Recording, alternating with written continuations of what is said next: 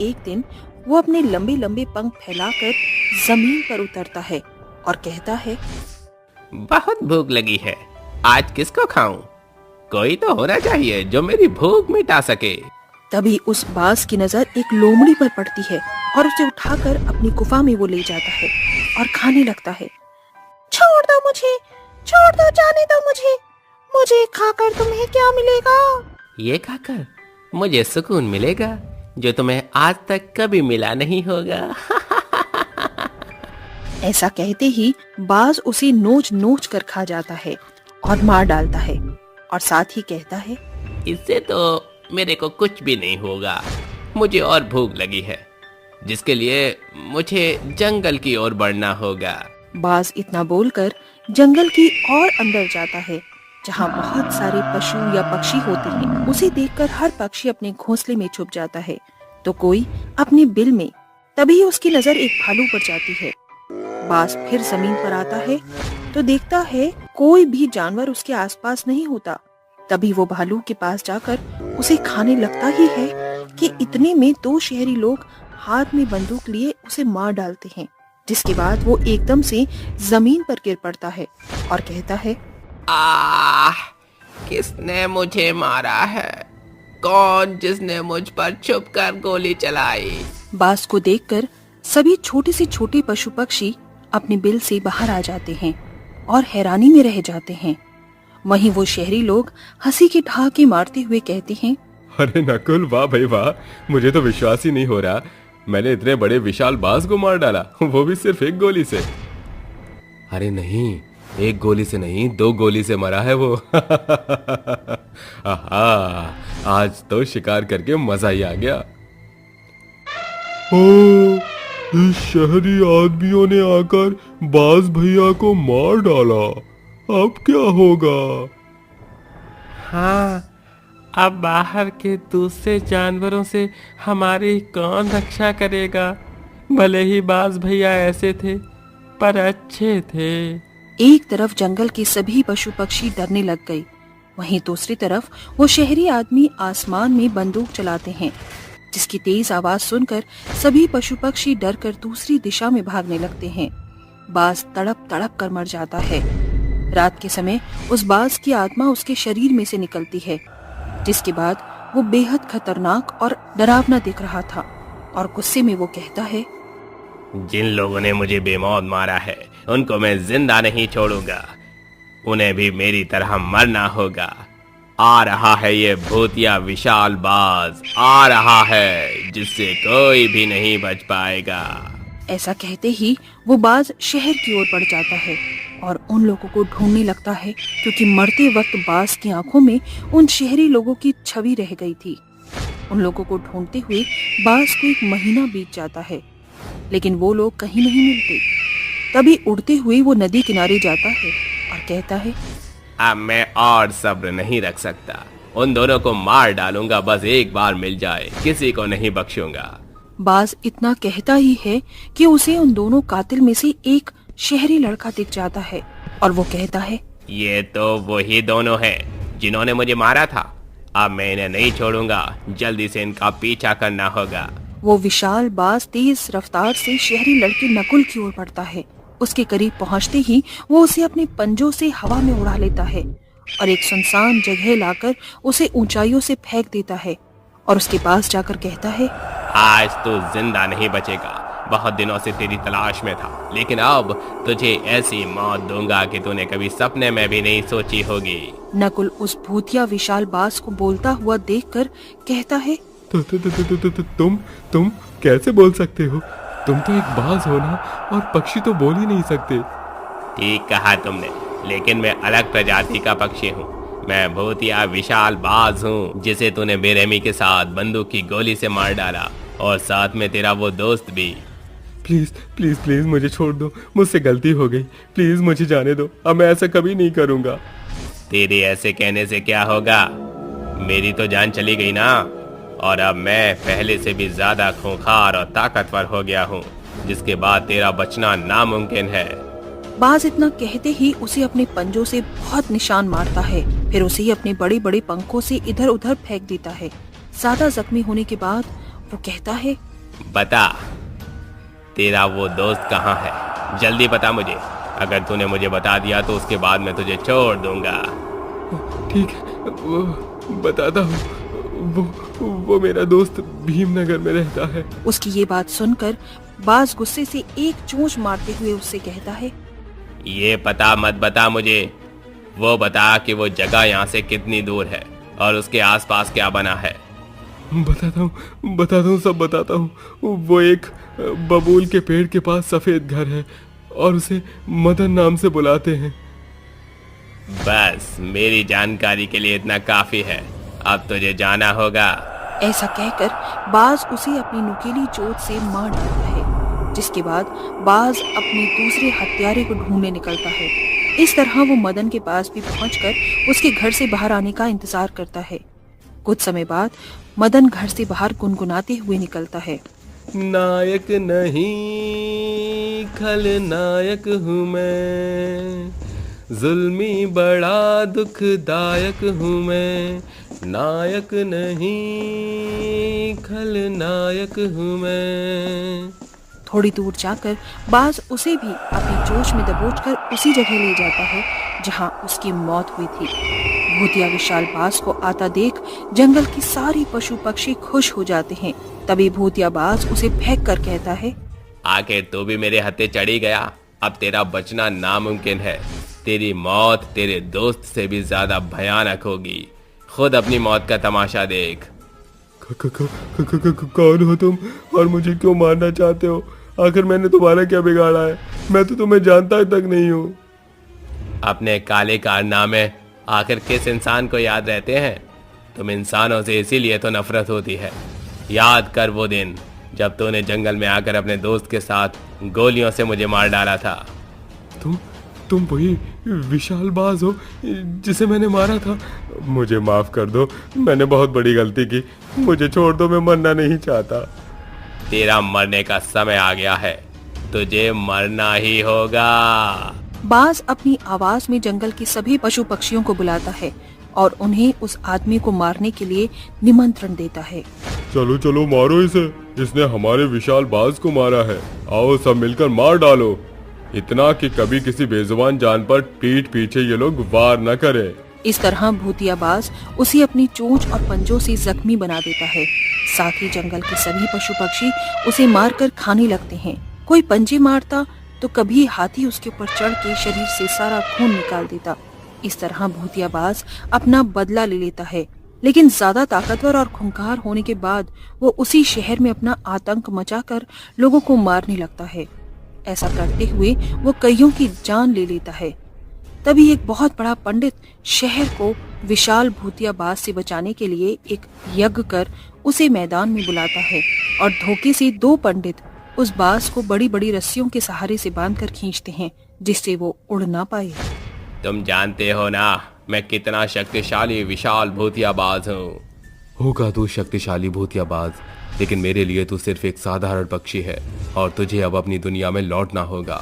ऐसा कहकर पंडित उसे मंत्रों के उच्चारण से मुक्त कर देता है, जिसके बाद वो हमेशा के लिए इस दुनिया से चला जाता है। रात के समय गांव के सभी लोग अपने घरों में सो रहे थे। तभी एक अजीब सी भिन्न भिन्न की आवाज पूरे गांव में गूंजने लगती है, जिसकी वजह से गांव वालों को नींद नहीं आती। तभी एक बहुत ही भयानक भेड़िया एक मच्छर के ऊपर उड़ते हुए गांव में पहुंच जाता है। कहाँ गए गांव वालों? जल्दी से बाहर निकलो, तुम लोगों को खाकर मैं अपना पेट भरूंगा। भेड़िए की आवाज सुनकर गांव के सभी लोग चुपचाप अपने घरों में सो जाते हैं।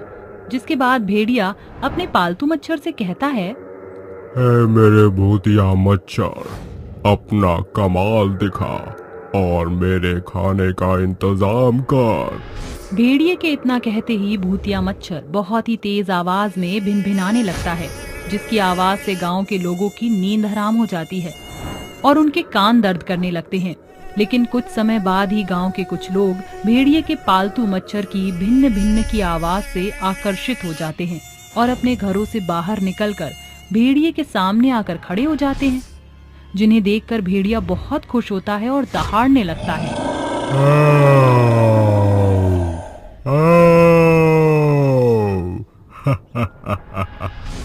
शाबाश मेरे मच्छर, आज तूने तो कमाल ही कर दिया। तेरी ही वजह से मैं पेट भर के खाना खा पाऊंगा।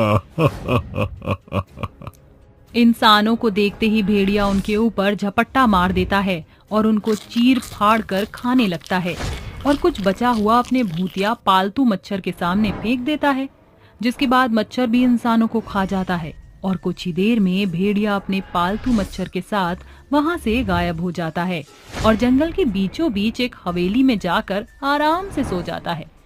अगले दिन सुबह गांव में चारों तरफ लोगों की हड्डियां पड़ी होती हैं और जो लोग जिंदा होते हैं वो उन सब को देखकर आपस में बातें करने लगते हैं। अरे भाई, ये सब क्या हो रहा है? देखो तो जरा, पूरे गांव में लाशों का ढेर लगा हुआ है। मुझे तो कुछ समझ ही नहीं आ रहा। अरे हमारी जिंदगी में तो भौकाल आ गया है। अपना बोरिया बिस्तर उठाओ और यहाँ से चलते बनो, नहीं तो रात के समय वो जंगली भेड़िया आएगा और हम सबको खाकर चला जाएगा। अरे मनोज भाई, तुम क्या सोच रहे हो? तुम भी अपनी कोई राय दो ना।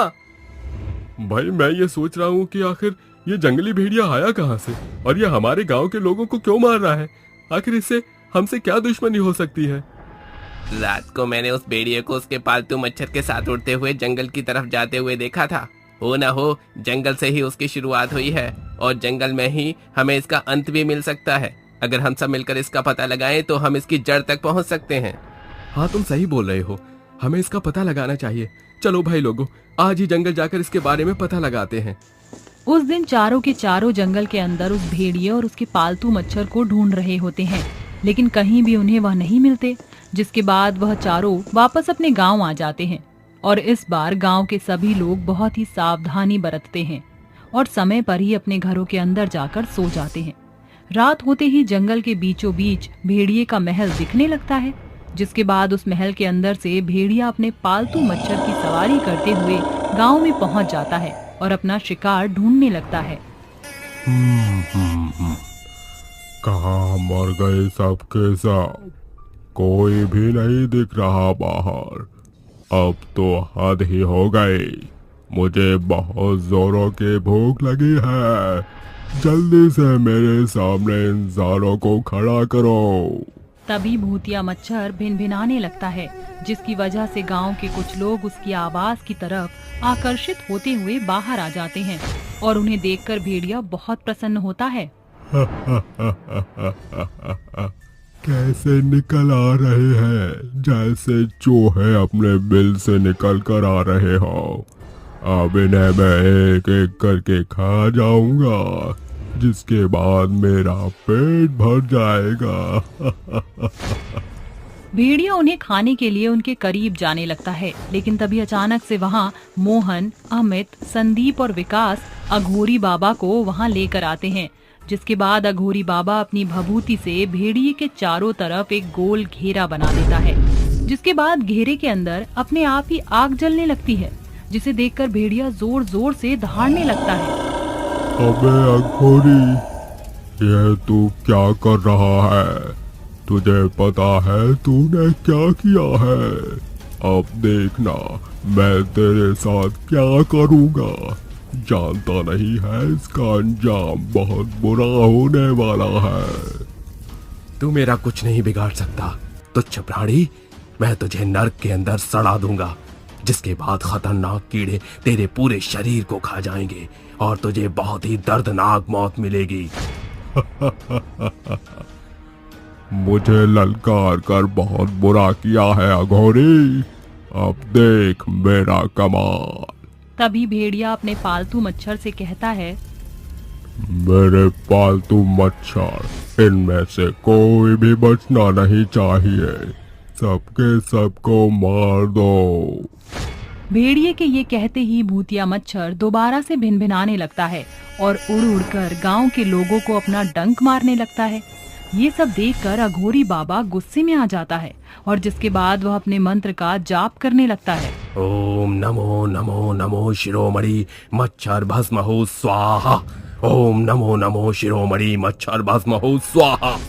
जैसे ही अघोरी बाबा मंत्र का जाप करते हैं, भूतिया मच्छर अपने आप ही जलने लगता है, जिसके बाद वह जलते जलते भस्म हो जाता है। ये सब देखकर भेड़िया गुस्से से अघोरी बाबा के ऊपर दहाड़ने लगता है और उनसे कहता है, अरे अघोरी के बच्चे, तूने ये क्या कर दिया? तूने मेरे पालतू मच्छर को ही मार दिया। हाँ, मैंने मार दिया। अब मुझे तू बता कि तू यहाँ क्या कर रहा है और इन गांव वालों को क्यों परेशान कर रहा है? कहाँ से आया है तू आखिर? ये कुछ समय पहले की बात है, जब मैं इस जंगल में घूमा करता था। लेकिन उस काली रात में जंगल में घूमते घूमते जंगल के बीचों बीच पहुंच गया, जहां मैंने एक बहुत ही बड़ा महल देखा। मैं उसके अंदर घुसा तो बहुत ही ठंडा माहौल था। चारों तरफ मशाल जल रही थी। चलते चलते मैं महल के काफी अंदर पहुंच गया था, जहां एक तांत्रिक बुरी शक्तियों को प्राप्त करने के लिए एक यज्ञ कर रहा था। मैं वहीं खड़ा हुआ चुपचाप उसे देख रहा था। उसने अपनी अग्नि में एक भूतिया मच्छर को बाहर निकाला, जिसके बाद वो उसे देखकर बहुत डर गया था। मैं वहां से भाग ही रहा था, इतने में मेरा हाथ एक कलश के ऊपर लगा और वो गिर गया, जिसकी आवाज सुनते ही तांत्रिक ने मुझे पकड़ लिया और उसने अपनी शक्तियों का इस्तेमाल मेरे ऊपर भी कर दिया। उसने मुझे इंसान से भेड़िया बना दिया। जब से मैं भेड़िया बना हूँ, मुझे लोगों को खाकर ही शांति मिलती है। तुम्हारे साथ जो भी हुआ बहुत ही गलत था, लेकिन इसमें तुम्हारी ही गलती थी। कभी भी रात के समय अनजान जगहों पर घूमना नहीं चाहिए, वरना उसका अंजाम हमेशा बुरा ही होता है। अब तुम यहाँ से हमेशा हमेशा के लिए चले जाओ, इसी में तुम्हारी भलाई है। मैं यहाँ से कहीं नहीं जा सकता। अगर मैं यहाँ से कहीं चला गया तो मैं भूखा ही मर जाऊंगा। मेरे पास और कोई चारा नहीं है इन गांव वालों को खाने के अलावा। अगर तुम मुझे मुक्त कर सकते हो तो मुझे मुक्ति दिला दो। भेड़िए की बात सुनकर अघोरी बाबा गांव वालों से मुक्ति की सामग्री को मंगवाते हैं, जिसके बाद वो भेड़िए को मुक्ति दिलाने के लिए एक यज्ञ शुरू करते हैं। यज्ञ की अग्नि में अघोरी बाबा भेड़िए को पूजन के लिए कहते हैं, जिसके बाद जैसे ही भेड़िया अग्नि के अंदर छलांग लगाता है, वह अग्नि के साथ ही कहीं गायब हो जाता है, जिसके बाद उसकी आत्मा को मुक्ति मिल जाती है। और वहीं दूसरी तरफ जंगल के बीचों बीच बना महल अपने आप ही जलने लगता है और जलकर राख हो जाता है। अब गांव में ना तो किसी भेड़िए का साया होता है और ना ही किसी भूतिया मच्छर का। गांव के सभी लोग फिर से एक खुशहाल जीवन जीने लगते हैं। बिजली की गड़गड़ाहट के साथ तेज बारिश हो रही थी। उस बारिश में सुनील अपने घर के लिए निकल रहा था। इस बार की दिवाली वह अपने घर में मनाना चाहता था। वह ट्रेन में बैठकर अपने घर वालों के साथ समय बिताने की सोच रहा था और सोचते सोचते उसकी आंख लग जाती है। और जब उसकी आंखें खुलती हैं तब वह खुद को एक स्टेशन पर पाता है। स्टेशन पर ना तो स्टेशन का नाम था और ना ही वहां पर कोई इंसान दिख रहा था। ये सब देखकर सुनील थोड़ा हैरान होता है और खुद से बोलता है, अरे ये कैसा स्टेशन है? यहाँ पर तो कोई भी नहीं है। सुनील अपने मन में ये बातें सोचते हुए बाहर की तरफ निकल जाता है, जहां वह देखता है कि तेज बारिश हो रही है और उसे किसी जानवर की आवाज आ रही है। वह गौर से उस आवाज को सुनने लगा और धीरे धीरे उस जानवर की आवाज साफ होती गई। वह किसी भेड़िए की आवाज थी।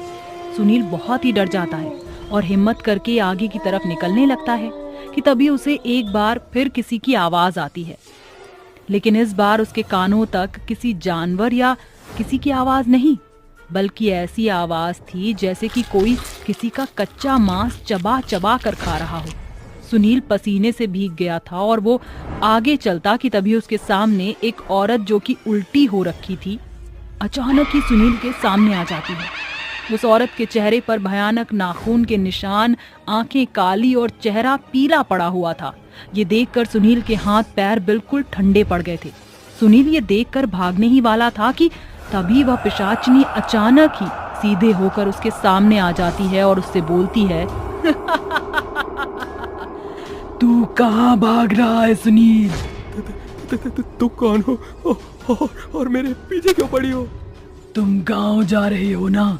आओ मैं तुम्हें गांव की जन्नत दिखाऊंगी। इतना कहकर वो पिशाचनी एक झटके से सुनील की गर्दन पर चढ़ जाती है और उसकी गर्दन से खून चूसने लगती है।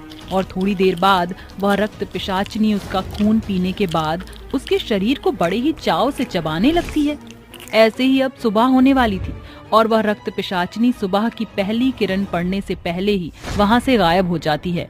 और कुछ समय बाद जैसे ही सुबह होती है कि तभी वहां से गुजरने वाले लोग उस इंसान की भयानक मौत देखकर आपस में बात करते हुए बोलते हैं, इस रास्ते एक इंसान की और मौत हो गई।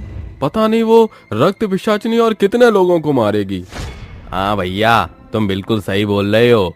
पता नहीं आखिर इस रास्ते और कितने लोगों की मौत होगी। इस रास्ते पर और कितने लोग अपनी जान गंवाएंगे। वो लोग इतनी बातें करके वहां से चले जाते हैं और कुछ समय बाद एक बार फिर रात हो जाती है। और जैसे ही रात होती है वैसे ही वह रक्त पिशाचिनी हंसते हुए वहां आ जाती है और बोलती है, मैं जब तक यहाँ हूँ तब तक मैं किसी को भी जिंदा नहीं छोड़ूंगी। मैं सभी का खून पी लूंगी और अपनी शक्तियां बढ़ाऊंगी। इतना कहकर वो एक झटके से गायब हो जाती है और कुछ समय बाद वहां पर एक रोहित नाम का लड़का आता है। वो अपने घर की तरफ जाने लगता है कि तभी उसे सामने अचानक ही एक रक्त पिशाचिनी आ जाती है। उस रक्त पिशाचिनी को देखकर रोहित बहुत ही ज्यादा डर जाता है और डर के मारे अपनी जान बचाकर भागने लगता है। जैसे ही वह भागने की कोशिश करता है कि तभी वह रक्त पिशाचिनी एक बार फिर हवा में उड़ते हुए रोहित के गर्दन की तरफ झपटती है कि तभी रोहित के सामने एक आदमी जिसके हाथ में जलती हुई मशाल थी वह आ जाता है। उस मशाल को देखकर रक्त पिशाचिनी डर के भाग गई। वह पिशाचिनी खून की प्यासी थी। जाते वक्त वह पिशाचिनी रोहित से बोलती है, आज तो तू बच गया, लेकिन मैं फिर वापस आऊंगी और तब मैं तुझे नहीं छोड़ूंगी। इतना कहकर वह पिशाचिनी वहां से चली जाती है। ये सब देखकर रोहित बहुत ही डरा हुआ होता है। तभी वह रोहित उस आदमी से पूछता है, ये कौन थे और तुम कौन हो? मैं निहाल हूँ। और तुम इतनी रात को इस भयानक रास्ते पर क्या कर रहे थे? क्या तुम्हें नहीं पता कि यहाँ पर रात के समय रक्त पिशाचिनी आती है? मैं रास्ता भटक गया था, लेकिन फिर भी निडर होकर इस रास्ते से अपने घर की तलाश में गुजर रहा था कि तभी मुझे ये भयानक सी दिखने वाली औरत दिख गई। तुम मेरे घर चलो, ये रास्ता बिल्कुल सुरक्षित नहीं है। निहाल और रोहित दोनों ही घर की तरफ निकल गए और थोड़ी देर बाद रोहित निहाल के घर पहुंच जाता है, जहां निहाल उसको उस रक्त पिशाचिनी के बारे में बताता है। हम सभी गांव वाले अपने गांव में बहुत ही आसान तरीके से जीवन बिता रहे थे, लेकिन कुछ समय बाद हमारे गांव में रक्त पिशाचिनी आई। पहले तो ये सिर्फ कुछ लोगों को दिखा करती थी, लेकिन धीरे धीरे इसने लोगों को मारना शुरू कर दिया। पहले हम लोगों ने इस बात पर विश्वास नहीं किया कि यहाँ पर किसी रक्त पिशाचिनी का साया है, लेकिन जब हम लोगों ने खुद अपनी आंखों से देखा तब हमें इस रक्त पिशाचिनी पर विश्वास हुआ। धीरे धीरे आए दिन हमारे इस गांव के इस रोड पर किसी न किसी की लाश दिखती। तब से हम लोगों ने उस रास्ते से रात के समय आना जाना ही बंद कर दिया। हम लोगों ने इस रक्त पिशाचिनी से छुटकारा पाने के लिए हमने अपने इस गांव को कई तांत्रिक बाबाओं को दिखाया, लेकिन हम अपने मकसद में कामयाब नहीं हो पाए। और जितने भी तांत्रिक या बाबा उस रक्त पिशाचिनी से लड़ने के लिए आए, वो सभी उसके सामने हार गए और उस रक्त पिशाचिनी ने उन सबको मार दिया। निहाल की ये बात सुनकर रोहित के पैरों तले जमीन खिसक गई और वह डरते हुए निहाल से बोलता है, जब इस रक्त पिशाचिनी को कोई तांत्रिक या पंडित नहीं भगा सका तो हम क्या कर सकते हैं? इसका मतलब तो ये हुआ कि हमारी मौत निश्चय ही हमारे सामने है। निहाल और रोहित आपस में बात कर ही रहे थे कि तभी उनके घर की लाइट चली जाती है और ये देखकर निहाल और रोहित दोनों ही डर जाते हैं कि तभी उन्हें दो लाल आंखें चमकती हुई नजर आती हैं और थोड़ी देर बाद अचानक ही वह पिशाचिनी उनके सामने आ जाती है और हंसते हुए बोलती है, रोहित, मैंने तुझे कहा था ना कि मैं वापस आऊंगी। देख, तेरी मौत तेरे सामने खड़ी है और निहाल, तू भी इसके साथ साथ मरेगा। तेरी इतनी हिम्मत कि तूने मुझसे मेरा शिकार दूर किया, अब तू भी नहीं बचेगा। तुम्हें मेरा नाम कैसे पता है? तू ये कैसे बोल रहा है कि मैं एक पिशाचिनी हूँ? इस पिशाचिनी से आज तक कोई नहीं जीत पाया है। इसको जिसने भी खत्म करने का सोचा है वह खुद खत्म हो चुका है। मैं इतनी ताकतवर हूँ कि मैं इस दुनिया को अपने काबू में कर सकती हूँ। तुम हम लोगों को छोड़ दो, क्यों हमारी जान के पीछे पड़ी हो? तुम एक रक्त पिशाचिनी के सामने गिड़गिड़ा रहे हो। मैं एक रक्त पिशाचिनी हूँ। मैंने आज तक किसी पर रहम नहीं दिखाया, तो तुम किस खेत की मूली हो? इतना कहकर पिशाचिनी रोहित के गर्दन पर काट लेती है और उसका खून पीने लगती है। ये सब देखकर निहाल भागने लगता है और उसको भागता हुआ देख पिशाचिनी दौड़ती हुई निहाल को भी मार देती है और बड़े आराम से उन दोनों का